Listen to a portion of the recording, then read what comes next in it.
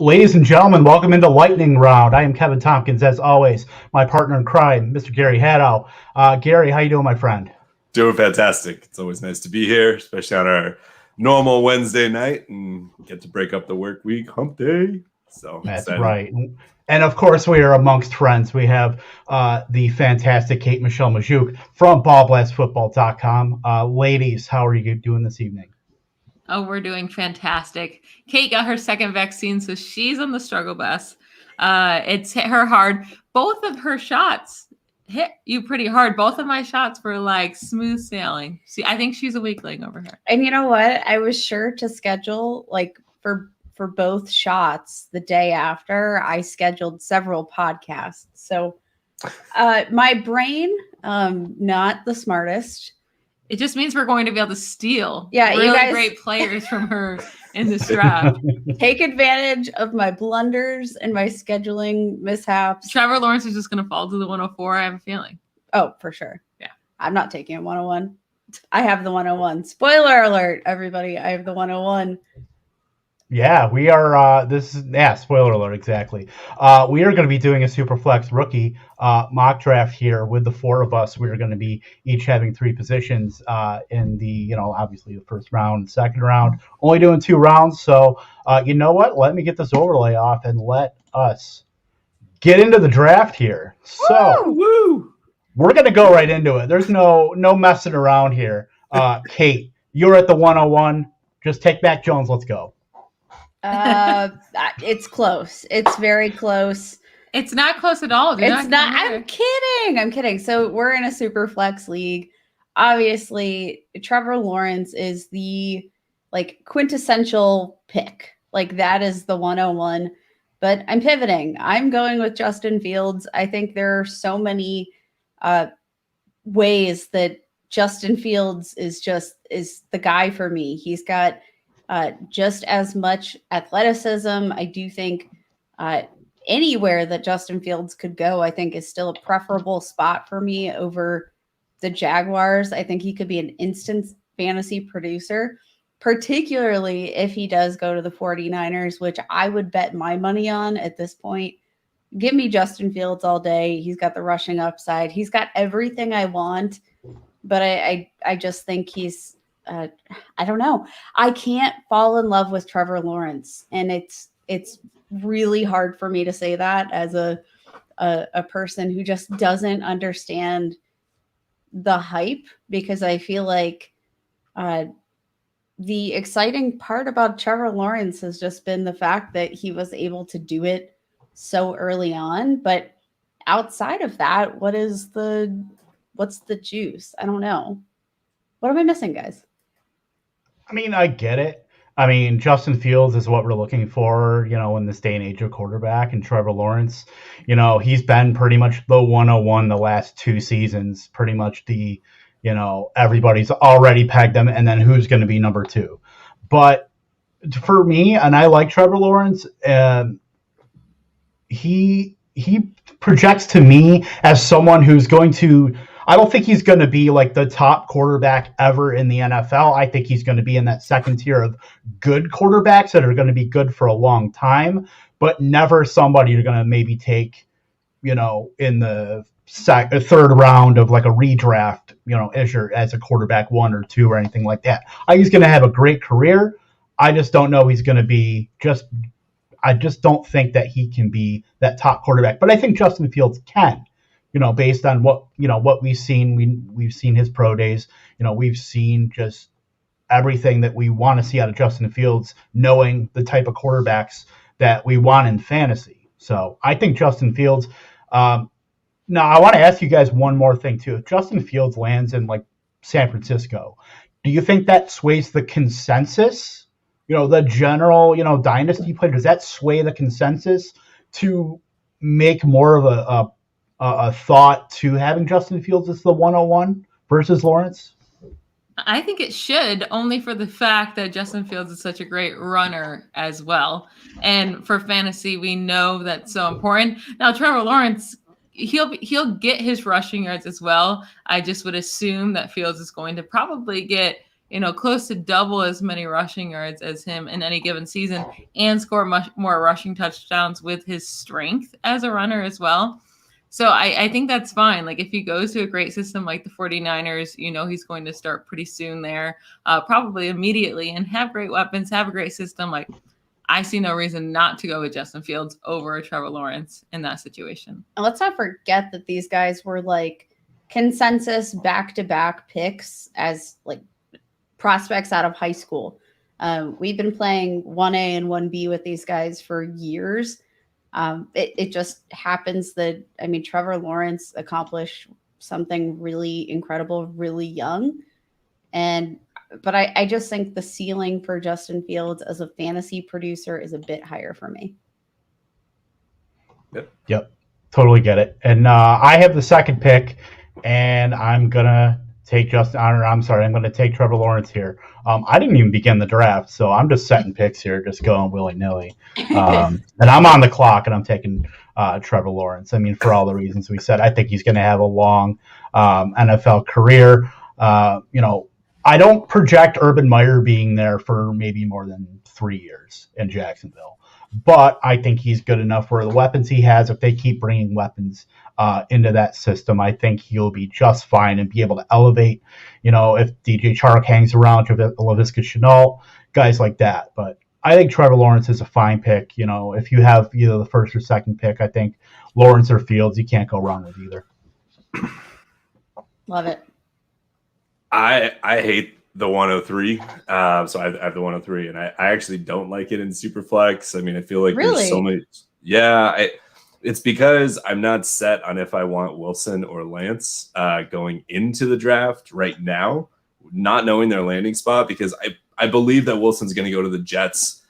And as much as I like Robert Saleh and I really like their offensive line and what they've been doing, they have a lot of potential. I don't know. I just get a little bit nervous that Zach Wilson to me feels like somebody that could just be a mediocre NFL quarterback. Whereas I think Trey Lance has this insane upside, and he could go to the Falcons, and that would be lights out. Even if he doesn't start this year, it'd still be amazing. And if Trey Lance goes to the Broncos, they're already an awesome defense.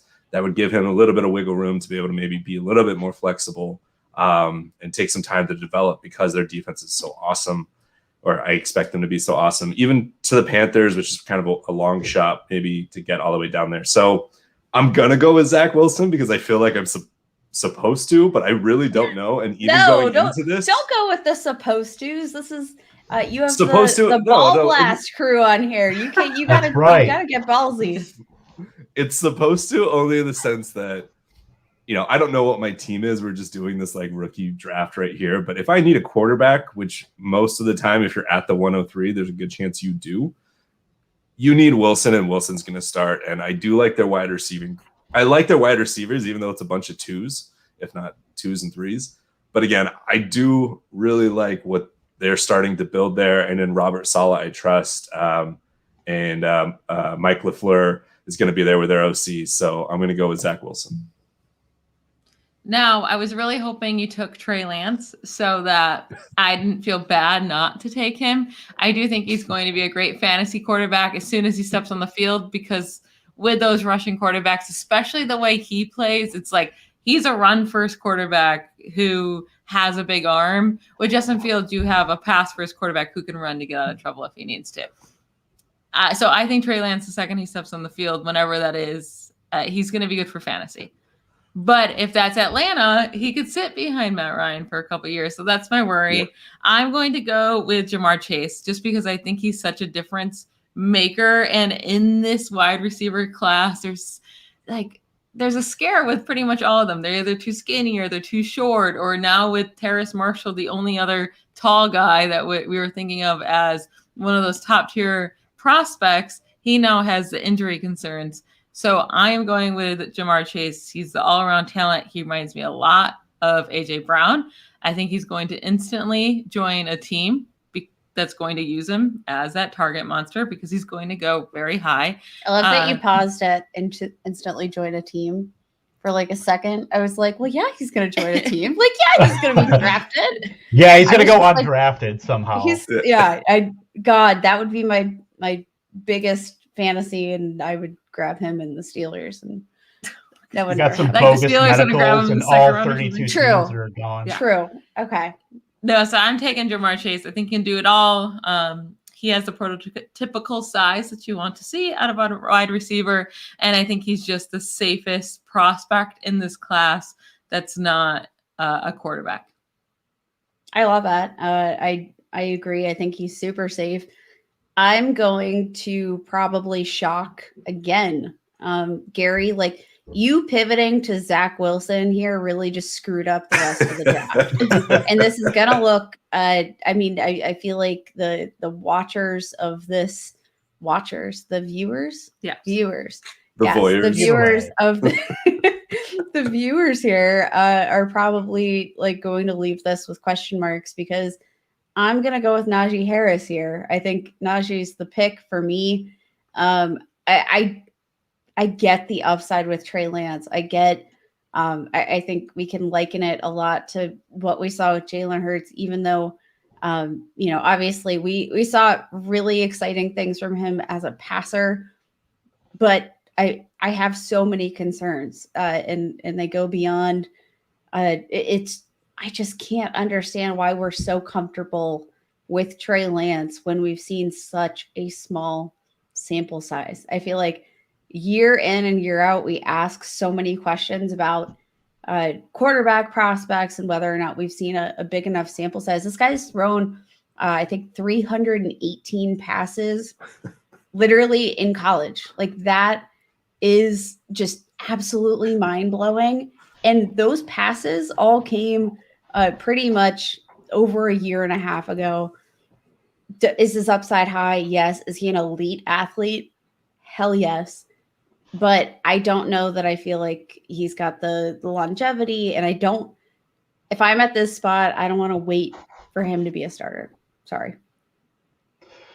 I get it. And I feel like Trey Lance is just set up for me perfectly. Yes. You're welcome. Totally. But I am not going to take Trey Lance. Of course you're going to do it. I think I have to. I know exactly. I have oh my gosh. I think Gary knows who I'm going to take here, right? I know who you're going to take. We all know who you're going to take here. Yeah, that was going to be my pick. I have to take Kyle Pitts. I absolutely have. And I would take him as high as 103. And I have a lot of 103s, and I'm just hoping that someone doesn't be contrarian and take him, because darn, I get Trevor Lawrence or I get Justin Fields. But I mean, Kyle Pitts, what hasn't been said about him? I mean, he's 6'6". He's just compares to Calvin Johnson as far as just the high point catch radius, mismatch at tight end. He's in a bad tight end class, I guess, if you want to say it. He's the head and shoulders above everybody else, and probably head and shoulders above every wide receiver that's not, Jamar Chase or Devonta Smith, the 112-pound Devonta Smith, apparently. Kyle Pitts, he's just a guy that you have to take. If you're in tight end premium, I don't see how he ever makes it to 106. I mean, that's a guy that either you can take him and just have him and love him, or you can use him as an ultimate trade chip, and especially in tight end premium. I love this pick. I think Kyle Pitts is, like Michelle, you said, for Jamar Chase, he's such a safe pick. I mean, Kyle Pitts is the safest tight end prospect. I think what tight end prospect has been safer coming out of school? He is essentially Jamar Chase, but just gianter. Yeah, I was thinking about Kyle Pitts there at 104, but I do think Jamar Chase can be a top 12 wide receiver in this league. And if I'm thinking even last year, like, who do I want, Travis Kelce or AJ Brown? Like, who would I want going into next year, knowing that they're both going to be great? I still prefer the wide receiver over the great tight end. You're not going to go wrong with either one. I think they're both fantastic with Chase and Pitts, but that's why I lean wide receiver. But I love that pick for you there. But I also I really like the pick over Trey Lance, and this is not like Trey Lance. No, this is not a Trey Lance hate-a-thon. But like I think that Kyle Pitts could be like the difference maker at the tight end position. I don't know that I believe that Trey Lance is the answer to the quarterback position, at least on a perennial basis.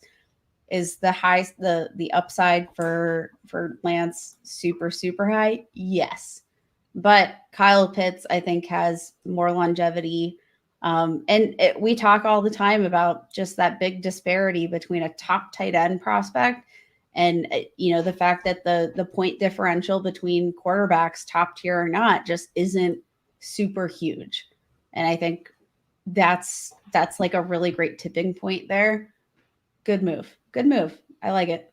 Thank you. And I will just say, typically I do have to duck and watch my windows being in Fargo if I slander Carson Wentz. Now Trey Lance is in that, so I have to pull double duty now. But I think I'm good here. So let's go to Gary for your 107. So I love the 107, kind of any pick. Like, I don't necessarily think there's a massive tier break from here because there are players that we all really like, but anything from 101 to 107, you're going to get somebody you like. Like I said, Zach Wilson is probably the guy that I'm the least confident in out of all of these. And I'm going to take Trey Lance here, like, no question. It's good value for in the first round for potentially getting Konami code breaker, could easily end up in, like I said, with the Falcons, with the Broncos, with the Panthers, all of those offenses would be amazing. There's downside and he might sit, but this is also dynasty. Like, usually if you're drafting in the back half of the first round, you've had a solid enough team.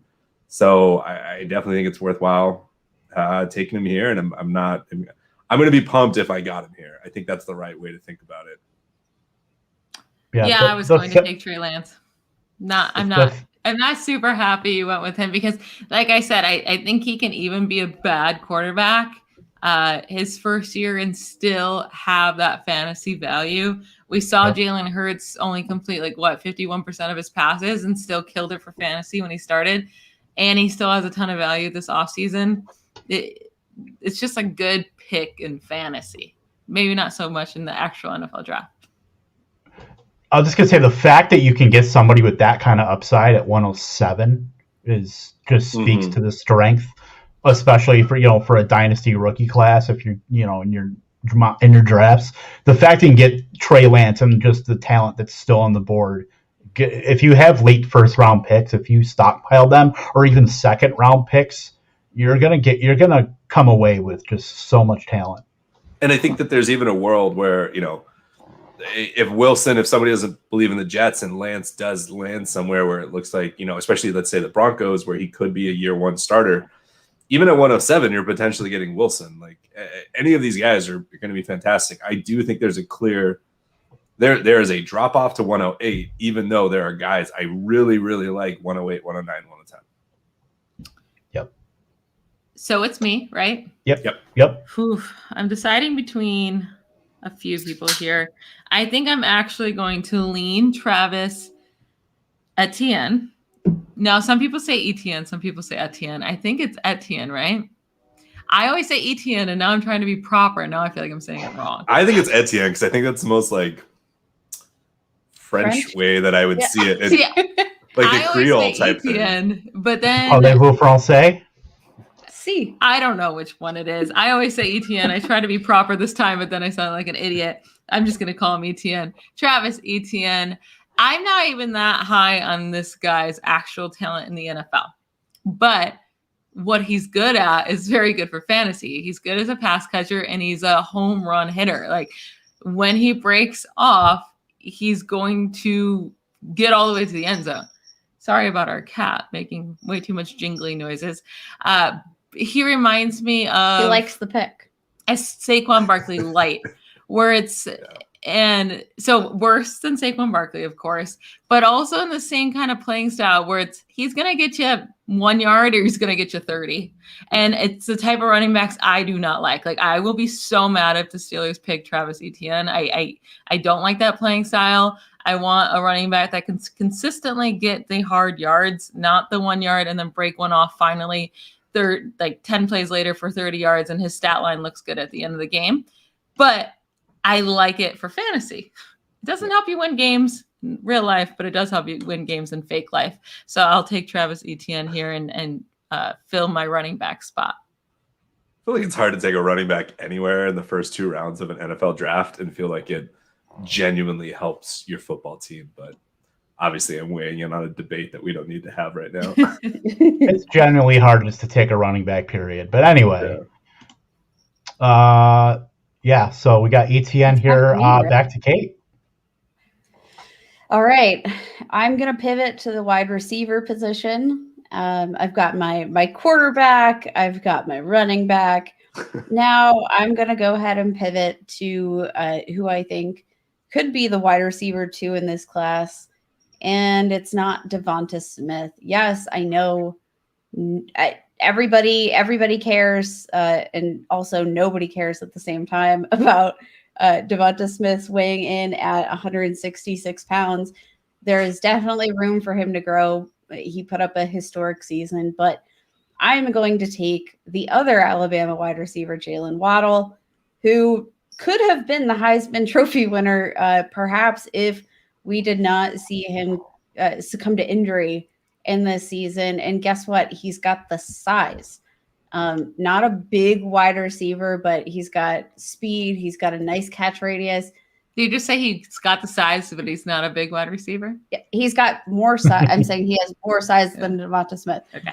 He's not like a big dude. What is he? 5'10", 180? Like, he's not a huge dude. If that. I think he is just as talented as Devonta Smith. I think if he would have stayed healthy, he would have been a real threat, just down the end. In terms of maybe we wouldn't have seen Devonta Smith end up with an 1,800-yard season. He's just so fun to watch after the catch. I think just him as a player, partnered with the fact that he does have a little bit more on his frame, I like that. I like that. I feel like he's just a tinge safer than Devonta Smith, but has similar upside. Yeah, I have one, and I have Jalen Waddle. Believe right now he's my wide receiver 5. My only hang up with Jalen Waddle is that he's not typecast as a gadgety type player. Think maybe Mecole Hardman or like a Tavon. Clearly, his talent trumps that. Both of those players, like a Tavon Austin or Mecole Hardman.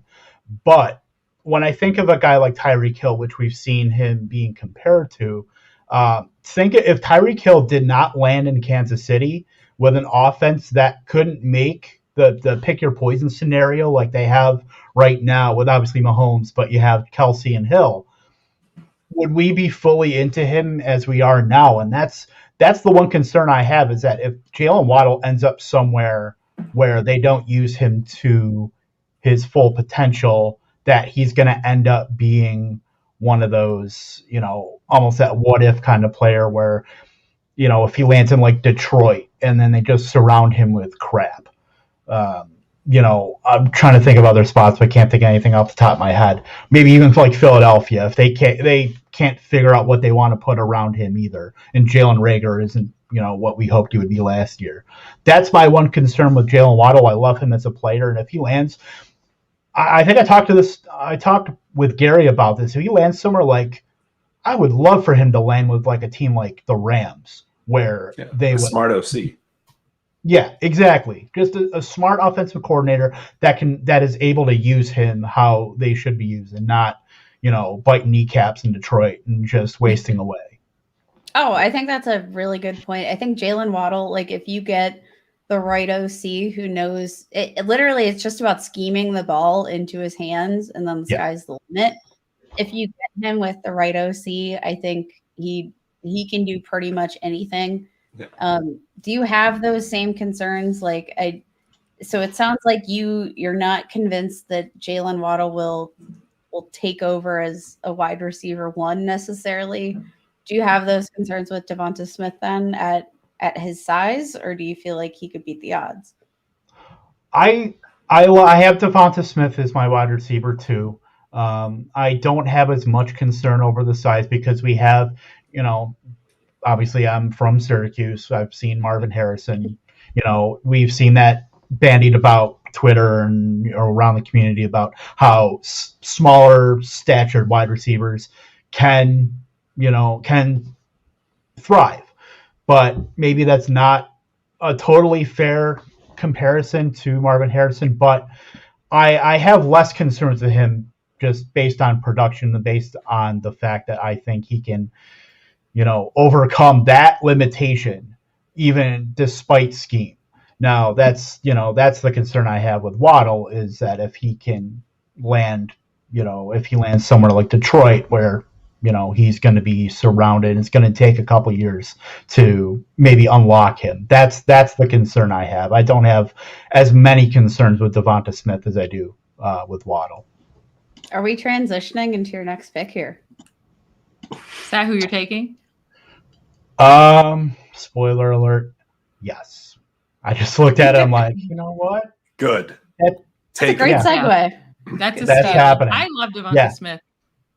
Yeah. I am a little bit worried about his weight, but besides that, I think he already has proven to us that he is the outlier. We don't see 166-pound wide receivers do what he did in the SEC. It's just that plain and simple. He's already proven to be the outlier. He was beating corners that are going to be drafted highly in this draft, that were drafted highly last year. He's already been beating these corners that he's going to be seeing in the NFL, which, by the way, there's a lot of bad corners in the NFL as well. I feel like people forget that. There's so many times I'm even watching a Steelers game that we have one of the better defenses in the NFL, and it's always these wide receivers are wide open. Press coverage isn't used as much as people. These corners aren't just on top of these wide receivers bullying them as much as people think that they are. Right. I think Devonta Smith's going to be fine. And I was thinking about him at pick 108 over Etienne. I just was trying to do a strategy over Kate, but I guess it didn't really matter. So I'm kind of annoyed. I'll tell you that strategy in a second. Strategy never works. Another good comp that I saw, and he's a bit older. He might date most all of us. Anthony Carter is a former Vikings wide receiver who is averaged 15 yards per reception. Also came into the league, I believe, at 170 pounds. I think he was about 6 foot, 170. So that's another wide receiver, you can look back to, and maybe that him and Harrison, maybe in today's NFL, that might be kind of an outdated comps, but I still, Devonta Smith at 110, I don't think you can go wrong there. So I'm really excited that you guys took Waddle and Smith right there, because I have just completely fallen in love with Terrace Marshall Jr. And I don't even know where I have him as my wide receiver 2, 3, 4. I probably is going to be 2 or 3, solely because his size, I think, is going to differentiate him in this draft, and he is going to go to a team that is specifically looking for somebody that's going to be that bigger. Like you asked, can Smith become wide receiver ones? And I think Terrace Marshall 100% is going to become the wide receiver one. He is just going to be that guy that comes out of this class that we're looking back. I mean, it was clear there was Jamar Chase, but there are the Waddle and Smith have their own just very specific skill sets. And I think Terrace Marshall is going to be that all around bigger bodied wide receiver that teams are just looking for. He's super fast, really good with the catch. Any issues in terms of his route running, or I guess NFL acumen, can easily just be coached up. There's no issues there. And even those things are probably completely nitpicking compared to some of the guys, like Devonta and Waddle we just talked about. I'm just excited to see where it goes. I genuinely believe Terrace Marshall is going to end up with the Bengals, probably at the top of the second round. I'm hoping he would go in the first round, but if not, then I think he's going to end up with the Bengals, that they'll pass on Jamar and they'll put Terrace Marshall there with Burrow. That would be a nice fit. I think you personally, if you love Terrace Marshall, I would almost be hoping that happens, because if he gets to the Ravens, I think that's the Ravens pick. Yep. And I would be disgusted. Agreed. Just overall, I don't know. I don't know what I was going to say. I have COVID brain, but not the real COVID brain. I I had it after the first vaccine. So I'm going to say, I thought that Kate was going to take my guy. I thought if I took Devonta Smith at 108, she was going to take my guy I'm going to take here. But instead, she even took Jalen Waddle instead of Devonta Smith. I was trying to leave her Devonta Smith to make her take him so that I could get Elijah Moore. Stop trying to trick me. I know she also loves Elijah Moore, and I needed him. So I'm not going to risk her. You would take him at this next pick, I'm guessing, right? Probably. If I didn't take him here, I think it's the earliest I've seen him go. Well, that's good. I'm happy. I'm happy. I'm the person that did it. I think Elijah Moore could be one of the best wide receivers in this class. I wouldn't be shocked if he ends up the second best wide receiver in this class after Chase. I think he has the best hands out of everyone easily. In this class, it looks like he's playing with glue on him. As the kids say, it's not particularly close. He's extremely athletic, and for some reason people didn't think he was going to test as great as he did, but he tested fantastically at Ole Miss's Pro Day. No, he didn't have the same breakout age as Rondale Moore, but he actually had competition with AJ Brown and DK Metcalf for a hot second. I love Elijah Moore. I think he will be a first-round pick. I think he's definitely going to be a first-round pick in the NFL draft. I'm hoping it's to the Titans or to the Saints or to Green Bay and not to the Ravens, because that would make me change this pick right here. But Elijah Moore reminds me of AB Light.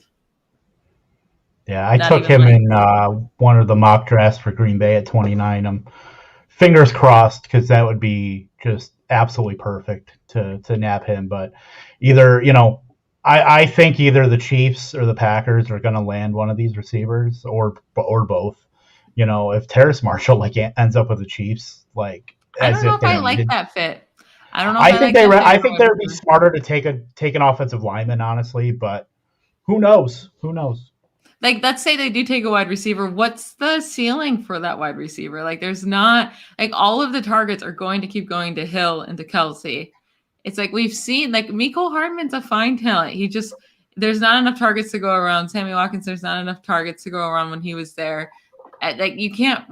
It's very rare to have 3 pass catchers kill it in an offense for fantasy, and I don't think Tyreek Hill or Travis Kelce's value is going to go down whatsoever. Or their targets. It's going to be hard when Clyde Edwards-Helaire is stealing all those targets next year. Hey. Yeah, I don't know if I like one of my favorite guys going there. I don't know. No, I get it. If anything, it probably pares down to Marcus Robinson and pares down Byron Prig, all those random, targets. I would say probably at least year one, if a receiver goes there, you're looking at maybe 70 to 75 targets for that receiver, which probably wouldn't make him relevant anyway. But, who knows what happens. But, Kate, let's start round 2. We did. You guys made this one easy. So easy. At the 201, Javonte Williams. We already talked. I mean, he's been well disputed. Are we going to take ETN or Javonte Williams at that RB2 spot in fantasy? And I think Javonte Williams is just the perfect blend of size and just overall. I think he's got the balance that we are going to be able to see him transition pretty well into a true potential workhorse volume kind of role. It's just not a class where you look at the size or profile of these guys and you think there's a ton of guys that could transition to a big full-time role in the NFL. And I think he's one of the last guys that I think could easily fit that profile. I'm seeing him fall to this spot, 201, almost in every mock I'm doing. He falls to the 201. And if you have the 101 and 201 and you get either Justin Fields or Trevor Lawrence and then you land with Javonte Williams, man, that changes your whole team. It's amazing. Thank you so much. I think this is a pretty easy pick here to take Rashad Bateman at 202. Yeah, at 202, like I said, it speaks to the strength of the class, really. If you're able to get, if you have the 202 and you can get a guy who could potentially be that wide receiver 2 of the class. Rashad Bateman, he works in the middle of the field with the best of them. I liken him to a Keenan Allen type, maybe a poor man's Michael Thomas, as far as how he attacks the middle of the field. He can play all 3 positions, great hands, contested catch ability. I'd say he has a pretty high floor, maybe not as high of a ceiling, but I would think if he ends up in a spot, like I think he could land with Tennessee and be a nice compliment to A.J. Brown. I don't think he would take anything over the top because, I've said it. I know Michelle said it, that we both think A.J. Brown is the wide receiver 1. In redraft this year. I don't think adding a rookie wide receiver is going to take anything off the top there. I think there's certainly enough, targets to go around to just absolutely force feed A.J. Brown, but Bateman would be a nice compliment. So, I think that, like I said, I think the ceiling is lower for Bateman, but I think he's certainly a fine pick at 202 here. Did you guys know that there's a quarterback named Tom Flacco? That's good. I'm sorry. I happened to see it and I just had to mention it. Okay. So speaking of Tom Flacco, I feel like we just completely forgot that Mac Jones is a quarterback that's in this draft. There's a big 5. He's going to be a top 15 pick. Gary, no. He was my pick. Why do you need 3 quarterbacks, Gary? I don't think these are my quarterbacks, right? Are we drafting individual teams? So I don't know, but you stole 3 quarterbacks from the draft. Kevin took super that's what I really wanted. But also, it's insane. Has anybody done a rookie mock where Mac Jones is at the 2-3? No. If these were actual independent teams, Mac Jones would have already gone by now. Because regardless, in a Superflex rookie, he's going to be a starting quarterback within the next 2 years, if not this year. He's going to be top 15. I mean, at worst, he's Kirk Cousins, right? I don't think that's a bad thing. Maybe I'm over-exaggerating how good he is, but I'm terrified that the Niners are going to take him. I honestly, genuinely am because of what they paid up to get him when I think they could have gotten him at 12. That being said, if he goes to the Niners, he is going to be set up to have a good career for at least a few years, if not a lot longer than that. And at worst, he goes to the Patriots, at which point, hey, at least he's still going to be with Belichick and Josh McDaniels. So, I don't think there's a lot of bad situations that you can mock or just draft Mac Jones into. I really like Mac Jones. I am very upset that because I actually do think this is the complete fall off then in this draft. In Superflex drafts, what did we get through now? 12, 15 picks. I'm happy with these 15 picks. If I had any of these guys, I'd be real nice, really great pick. And now it goes to those guys. There's a lot left that I like. They just become a whole lot riskier and they just feel like a lot more of a lottery ticket. So I am deciding between going with a running back I like, but is risky, or going with, I'm going with Pat Freiermuth. Freiermuth. Did not see that coming. Didn't either. Again, it's a position that's harder to find. Top talent. This is a kind of around the range where TJ Hawkinson was going a couple years ago. He was actually going a little bit earlier than this. I don't see a reason why Freiermuth would be going later than that. I think Kyle Pitts just has this. He's being so overshadowed by Pitts that it's not funny. Now, I do think there's going to be a slower learning curve. I think with Pitts, we're just expecting him to be a total difference maker at the tight end position and kind of debunk that trend that tight ends can't, perform that first year. But I really like everything that Freiermuth can do. He's a great blocker, which isn't necessarily great for fantasy, but it will get him on the field fast. And he's also a very, very good receiver. And he was used often at Penn State in the end zone. And you would hope they do the same thing at whatever team he ends up. And he'll be an early pick, so he should be on the field soon. I like that pick by me. I'm going to give myself a pat on the back. Congratulations, Michelle. I'll never draft a tight end in a rookie draft in the early-ish picks. It takes too long to develop. Pitts is a completely different thing. I'm sure I'm maybe on an island with that, but I don't know. No, I don't have the patience. The thing is, I either have to hit on a guy that I think is riskier There's to a hit ton on of right them. now. I would trade you There's Mac a ton Jones of them, for 2.4 and your third round pick. I do think that the next 8 picks are all pretty much the same. Like you have the same chance of hitting on these guys. There's a whole group of guys I like. And after Pat, there's not another tight end. Like I think people are way overvaluing Brevin Jordan. You guys are on a first name basis? Yeah, he was on the NFL Now show today that I worked. So I'm on a first name basis with him. Oh, so he's fresh in your mind. Yeah, he had a great interview. I loved him. I did a lot of research on him today, and he's a cool dude. So yeah. But besides that, I also just think he doesn't like being called Baby Gronk, but I do think he is Baby Gronk. Yes, I know that he doesn't like being called Baby Gronk. Because you're on a first name basis. Yes. I think you can make the case that Freiermuth has the lowest risk out of all these picks coming up. I mean, like you said, the blocking is going to get him on the field. I think that's a guy, and you guys know Heath Miller, former Steeler.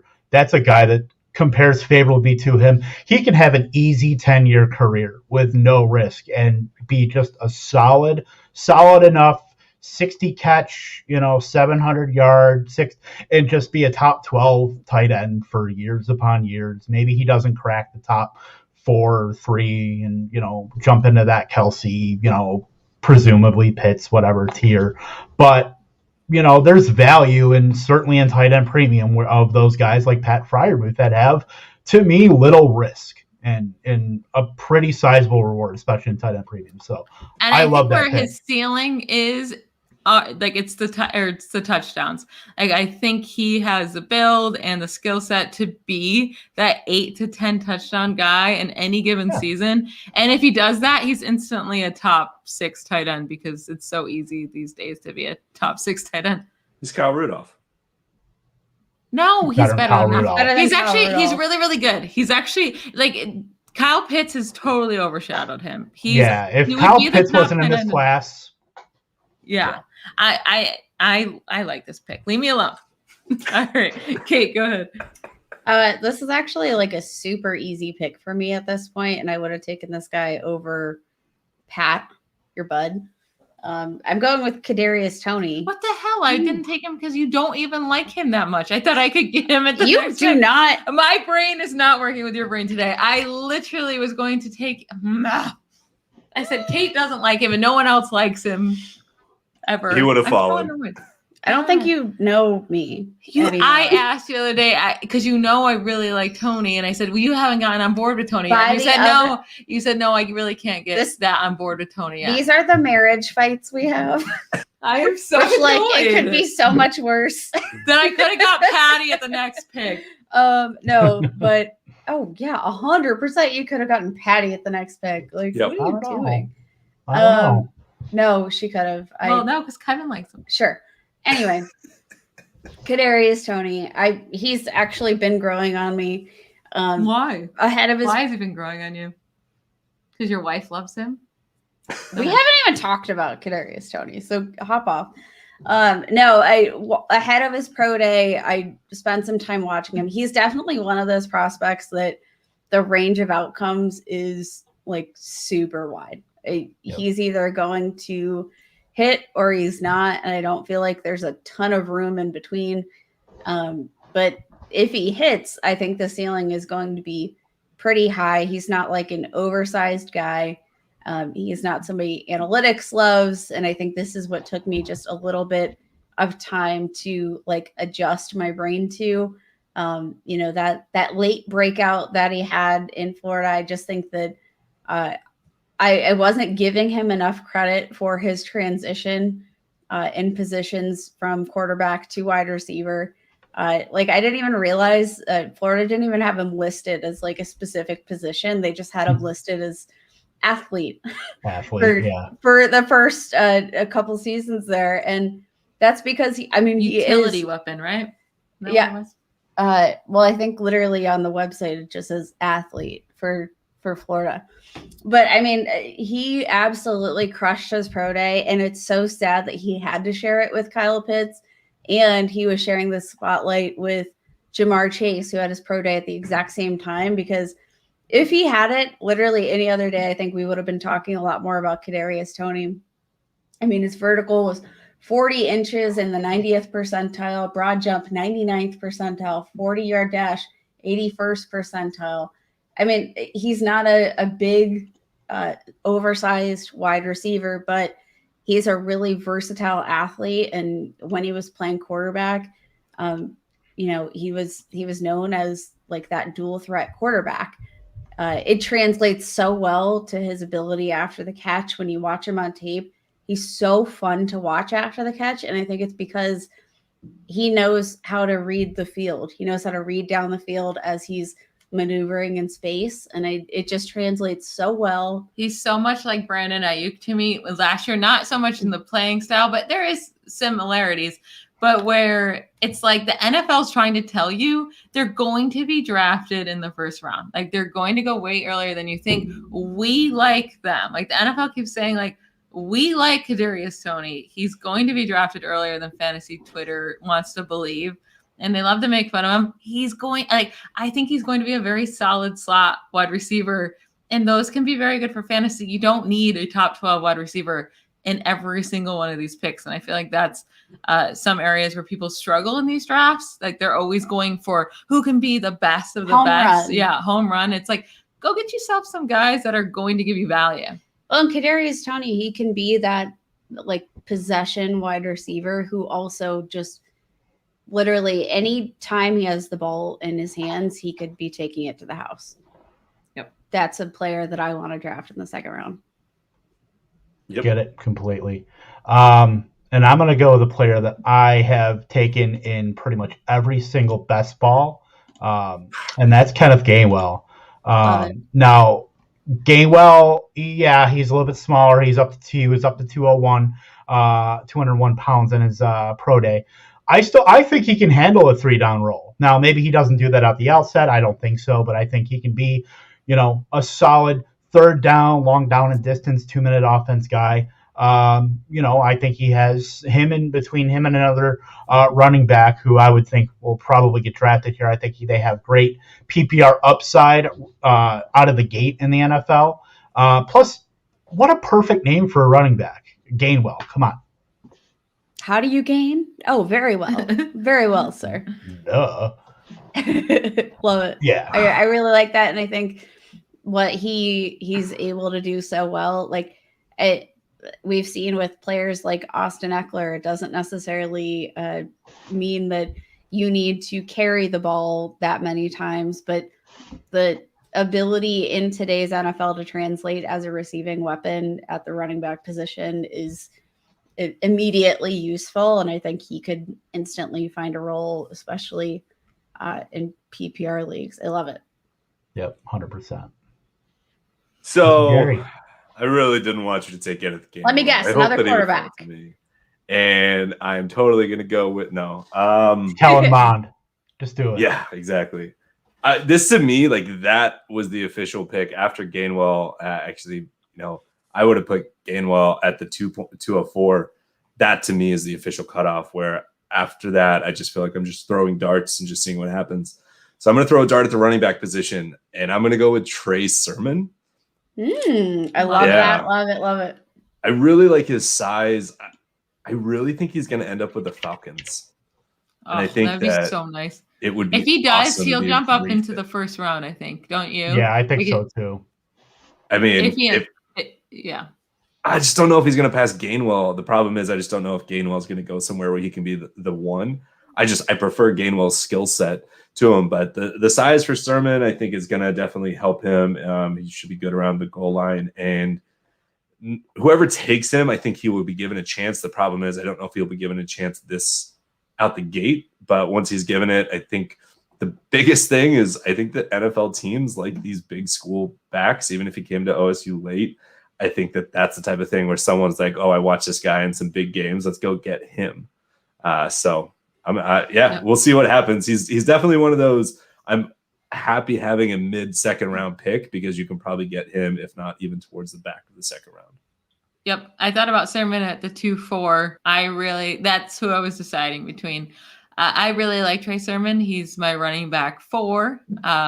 Ooh. And I actually would prefer Trey Sermon over to Travis Etienne in the Steelers offense, like as a fan. Obviously not for fantasy. And his biggest issue is just injuries. And I don't know. Like, there's two teams right now that they're instantly going to go, or if they draft a running back, that running back would instantly be the starter. And it's Atlanta and it's the Steelers. I think those are the two main ones. So it's like there's no question about it. I don't know if the Steelers want to draft another guy that gets injured all the time. Like, they've dealt with that headache with James Conner. But I do think Atlanta, that would be perfection in the 3rd round if they have a 3rd round pick.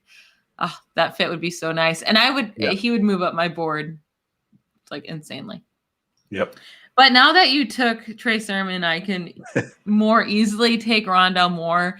I'm not a fan of Rondale Moore, but he should not be falling to the 2.8 either.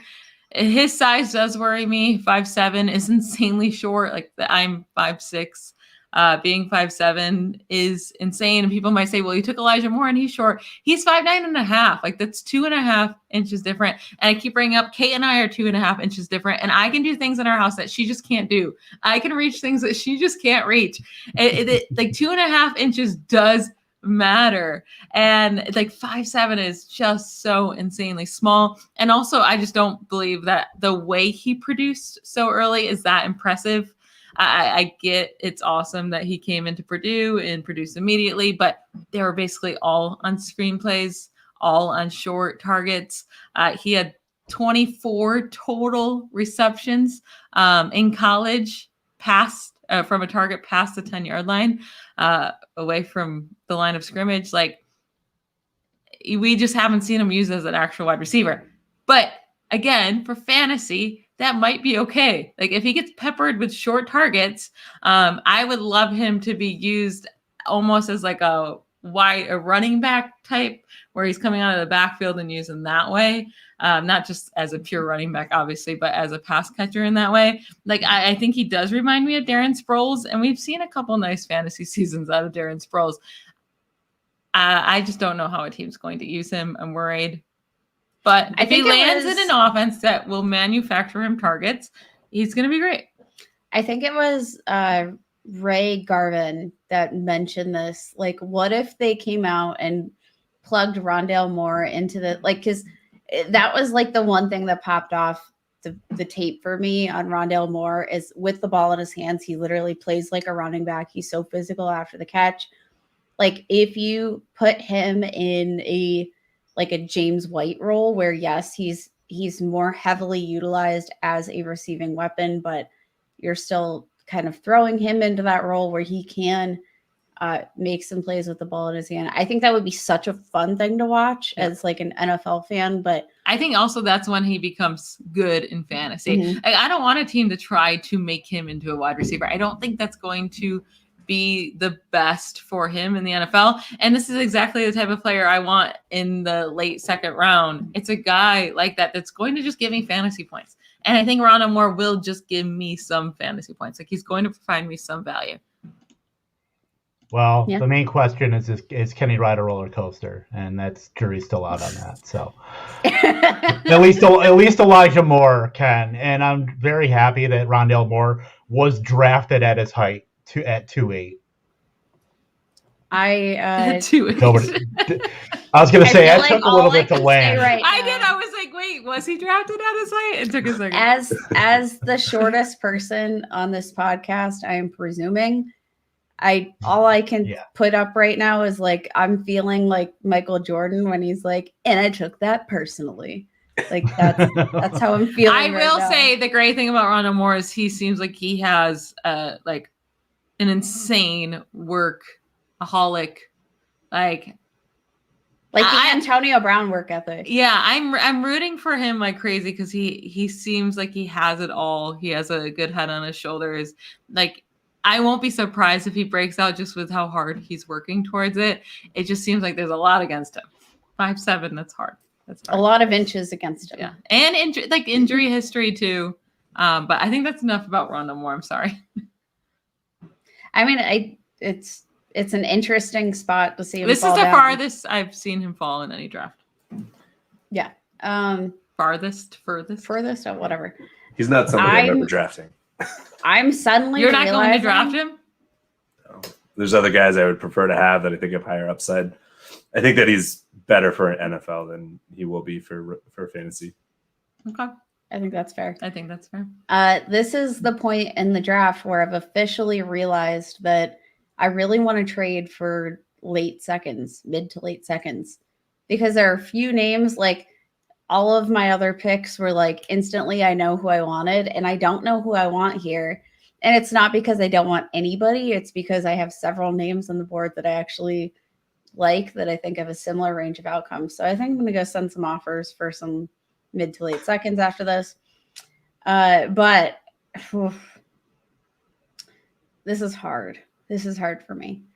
I'm going to go ahead and I'm going to roll with Michael Carter, the counterpart to my Javonte Williams. It's so hard because I do think that Michael Carter and Javonte Williams, they just served as like this dynamic two-headed monster. And I mean, really the only difference between them, like you can look at their seasons and pretty much all of their stats are like back-to-back, virtually the same, except Javonte Williams was the touchdown guy and Michael Carter wasn't. I think they have a similar skill set. Michael Carter could be one of those guys that translates to the NFL and maybe falls just because Javonte Williams did have the touchdowns and he didn't. Like, I think that we might be in a position to grab a guy that is versatile for fantasy, is versatile for an NFL offense, just because there's one guy ahead of him that just sort of outshined him. Yeah. I just feel like he's going to get lumped into that role as a change of pace back. Whether or not he should or not is up for debate, but I don't know, I just have that feeling that it's going to be difficult for him to emerge as the primary guy. But it's also later in the second round. That's a beautiful pick, by the way, and that was the pick I was going to make, and I had that ready, and I had a soliloquy about Michael Carter, but not today. Not today, Junior. So I'm going to take a look here and see what's left. It's between two guys for me, and I'm going to just roll with Chuba Hubbard here. Why can nobody I want fall to me? He wasn't getting to you. I mean, yeah. Chuba Hubbard is probably the best value in these rookie drafts. I completely agree. Yeah, I would certainly say so. I mean, if anybody's getting him at 209, I mean, that's just an absolute steal. I mean, you're looking at the 2000. Him falling though. Yeah, that's where I keep seeing him go. But like, if he ends up in Atlanta or Pittsburgh, like he's the instant starter. People are forgetting that. I mean, his stats were very comparable to rookies we were all very high on last season, like Jonathan Taylor and J.K. Dobbins. Like he literally slated in right with all of those guys that we're so obsessed with and are now top 12 dynasty running backs. Like Chuba, he made a mistake and he came back and waited a year too long to go into the NFL draft. But I do think if he had Kevin, do you appreciate Kate giving your reasons why you're drafting him? I'm perfectly fine with it. I'm perfectly fine with it. Please continue. Well, I don't remember what I was saying now. That he should have come out last year, and if he hadn't waited, the dude would be right up there with the big. It would be a big four. It would be the big three plus Chuba, and then Gainwell will be right behind them as like the little brother to them, and then there's everybody else. I love that. The little brother, little bro. Gary, 211. I don't know. Like I literally like. I really was just hoping that Chuba, because like I have him as like my RB5, even though I took Trey Sermon above him, but that's because it's been like switching recently. But I don't know. Like I think at this point I can't believe I'm going to do this. I'm probably going with Brevin Jordan.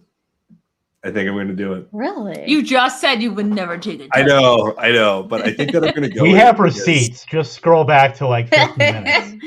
So like, I think that Pitts is going to end up in Atlanta, even though I kept referencing the Trey Lance thing. I think that Pitts is going to end up in Atlanta.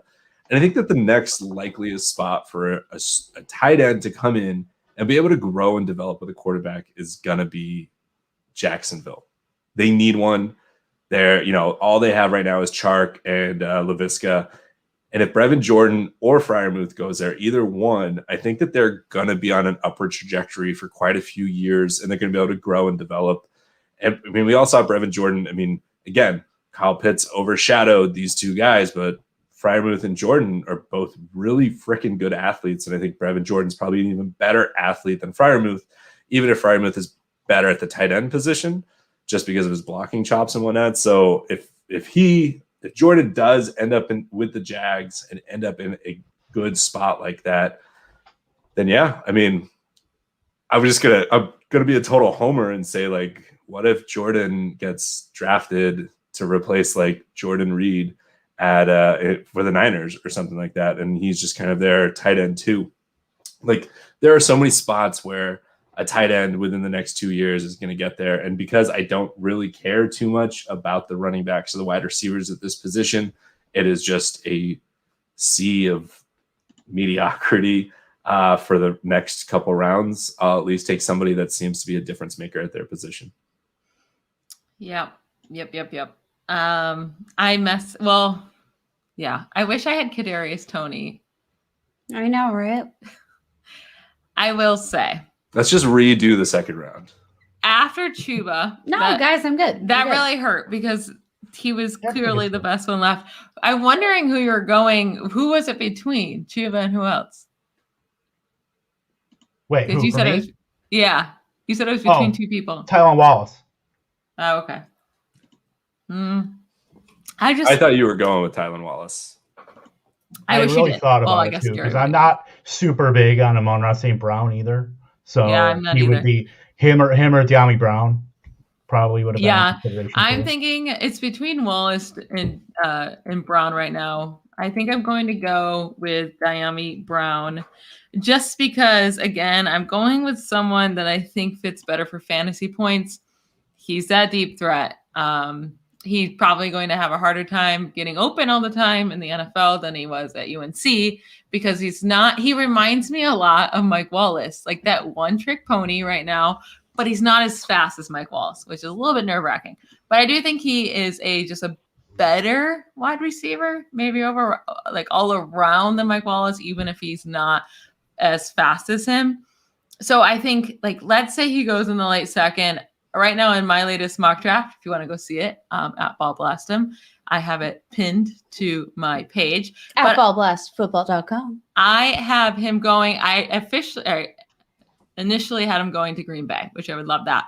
But now I have him going to the Browns. I also love that. He needs to go to a team that needs a deep threat, and that has a quarterback that has a good enough arm to get him the ball. And I think year one, he can be used in that role. And I think that's when rookie wide receivers can really break out, if they're using that deep threat role. And then as time goes on and he gets more experience, he can develop his route tree later on in his career. He can be used more as just a deep threat. But I like to take that chance on him in year one, that he'll get on the field and get some of those deep targets and help you out some of the weeks that you need, like buy fill-ins or something like that. Oh my God! Throw him. I was gonna say throw him with the Chargers right now, and hook that to my veins. That would be amazing. Yes. I absolutely love your mock draft. I agree with every pick. I'm looking at through pick 12, and every single pick I agree with. So, like, literally, this is exactly how I think the draft would unfold. So. Oh, you're talking about my mock draft. I thought you were talking about your mock draft. Yes, thanks. Right here. So it's spot on. I only made one wild pick in that draft, and I'm like, okay, that's not going to happen. I have Dax Milne going to the Patriots in the second round, late second round. I have them trading back. I actually thought about Dax Milne here at pick 212 just to take him, but I can get him in the fourth round in rookie draft, so I'm not going to be that crazy. I think Dax Milne's going to be actually a really solid wide receiver in the NFL. He's never going to be a top 12 guy, but I do think he can have some top 24 seasons. So I have a question for both of you, because Kevin and I have kind of talked about this, and Will on some other pods, and that's one player, ideal landing spot, non-QB, who is it? It can be your Steeler pick. It can be whoever. And then I will have a follow-up because of I want to ask about the Steelers' first-round pick. High end, like if we're just talking about these top guys, it's Javonte Williams to the Dolphins. We saw Myles Gaskin and Salvador Ahmed do pretty great, like do solid enough for fantasy. I think if you put Javonte Williams in the offense, it would be pretty for fantasy. Completely agree. And I'm going with Elijah Moore to the Titans. I was the OG on that, by the way. She always calls her OG. Even before AJ Brown tweeted it that he wanted his teammate, I was you're calling it before AJ Brown. No, she's trying to take it over AJ Brown. I tweeted it like 2 weeks before he did. Whatever. So I have Antonio Brown and AJ Brown on one team. I think it would be the perfect fit, and I think that's an offense where I do think like he's going to have an immediate chance to make an impact.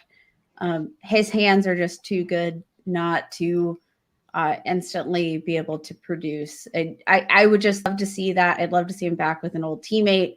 The target share is going to be there for him to just instantly be able to fill a role. And I love that.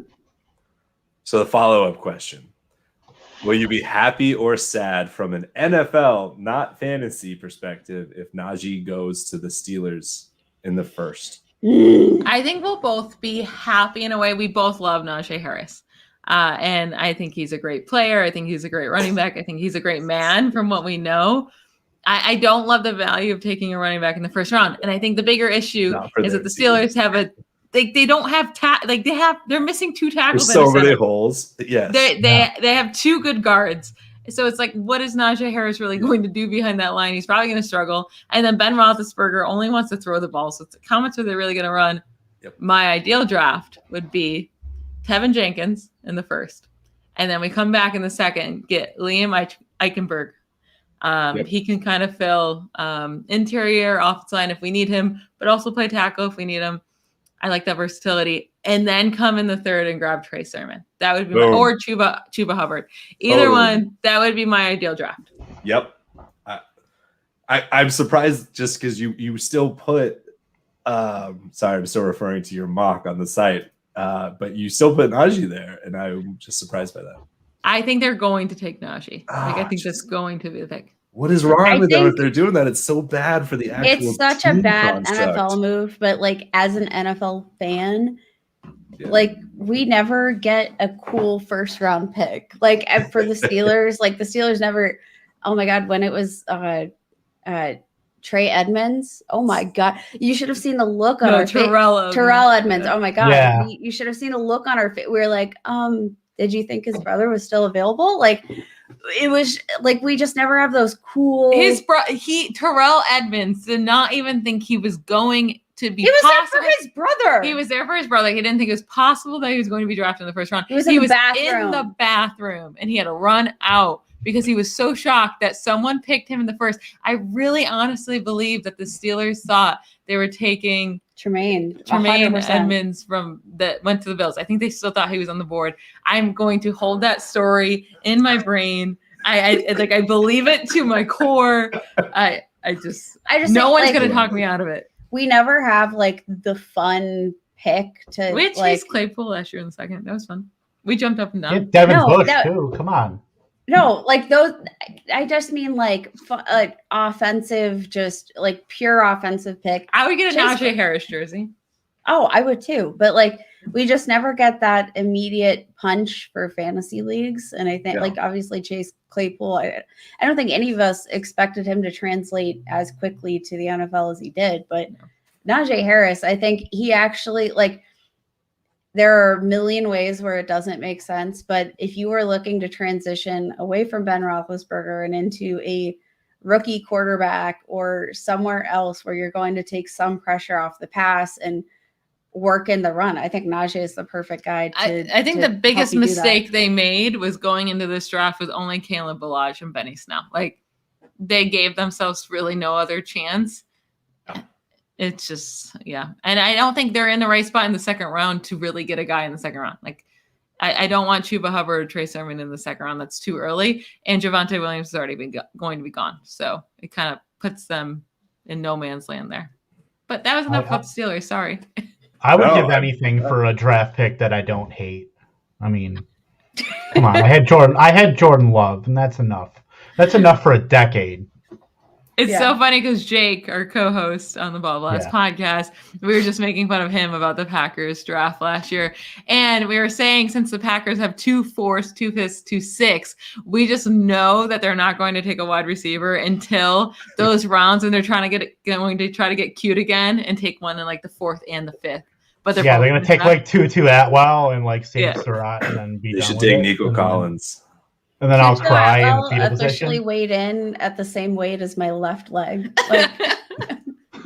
Like that's not gonna happen. We can't do that. Oh my God, Tutu. Oh. He is barely a paperweight. I mean, for a guy named Tutu, I mean, I guess it fits. But I love it. All right, well, that's our rookie draft. Let us know what you think here, and Kate, Michelle, let us know where we can find you here, and we will wrap up here. Yeah, I'm Kate. You can follow me on Twitter at FFBallBlast and find our work over at BallBlast Football. Yeah, you can find all my work on BallBlastFootball.com. We have our podcast, BallBlast Football. It's all the same, but you can actually find us on iTunes. If you type in BallBlast, it's one word, a fantasy football podcast. Mm-hmm. We're also on all the other good podcast streams as well. But, iTunes is the only thing that matters, because if you don't have an iPhone, I don't want to talk to you. Oh my gosh. You have to have the blue. No, I'm just kidding. But you can follow me on Twitter at BallBlast'em, BallBlast'em. And I post literally everything on there, so you'll see it all. Yeah, absolutely. Appreciate you guys coming on with us and doing what seems like it's going to be a yearly thing here, where we do our rookie mock draft, 2nd year in a row. So we'll probably be on a different podcast. Yeah, probably on a different podcast next year doing the same thing. Yeah, whatever we decide to do at the spur of the moment in March and go from there. But again, ladies, thank you so much for joining us. And repping the BallBlast here too. Just got it the other day. Love it. Nice. Along with, Lightning Round, you can go find that at ViridianGlobal.com as well. But Gary, anything else you want to add tonight?